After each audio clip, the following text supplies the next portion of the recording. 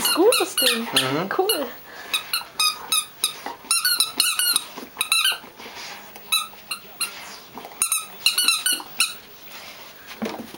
Oh.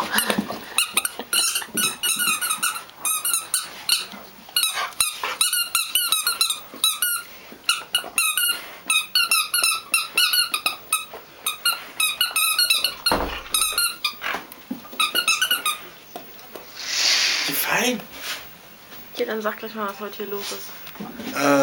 Dadurch, dass das Restaurant heute geschlossen ist, haben wir gerade entschieden, dass wir uns heute einen Lauen machen hier. Wir haben jetzt gerade nochmal mit der Kira ein bisschen raus und haben dir ein kleines Spielzeug gekauft.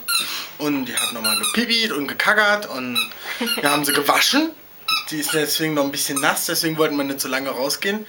Und jetzt werden wir hier Abendbrot essen. Wir haben uns ein bisschen Besteck besorgt und Pappteller und ein bisschen Wurst und ein bisschen Kas und haben uns Brötchen geholt und ein bisschen Thunfischsalat und Fisch aus der Dose und ein bisschen Quark. Lecker, lecker. Und ein paar Würstchen, die wir kalt knabbern können, ein bisschen Kräuterquark und 5-Minuten-Terrine. Genau, 5-Minuten-Terrine. Und wir werden es uns heute hier im Hotelzimmer richtig schön wohl gehen lassen.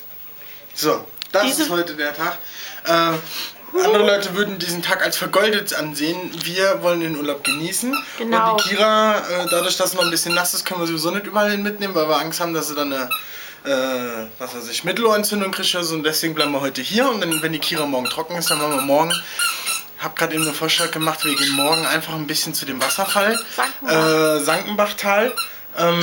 Die Leute, die vorher schon die Videos gesehen haben, werden wissen, was letztes Jahr los war. Da war so dick das Eis auf dem Weg. Ja?